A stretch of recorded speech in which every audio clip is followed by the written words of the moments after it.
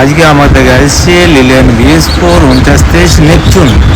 গাড়ি বলছে টানছে না, কোনো চড়াই চলছে না, একদম পিক আপ নেই। তো আমরা ল্যাপটপ লাগাচ্ছি, তারপর বলছি গাড়িতে একটু প্রবলেম আছে। তো আমাদের টেস্টিংয়ে ধরা পড়ে গেল নজেল এবং টার্বো। তো আমরা আজকে নেপচুনের নজেল এবং টার্বো খোলাখুটিটা দেখবো। আর তার সাথে আমরা চেষ্টা করবো যে প্রতিটা ইঞ্জিন বাড়িও ভালোভাবে খোলা, যেমন স্টেনার খুলে বের করা, প্লাস নজেলের তারগুলো খোলা, প্লাস তার সাথে নজেলের ব্র্যাকেটগুলো, কারণ এর তো বুলার দরকার হয় না, পেস কাজ থেকে খোলা যায়, সেটাই দেখবো পেস কাজ থেকে কী করে খোলা যায়। নজেলের ব্র্যাকেটেই এক সকেটে পেস কাজ মারলেই বেরিয়ে যায়, যেন পেস কাজ ধরবো আর পিছনে এক ঝটকা মারবো।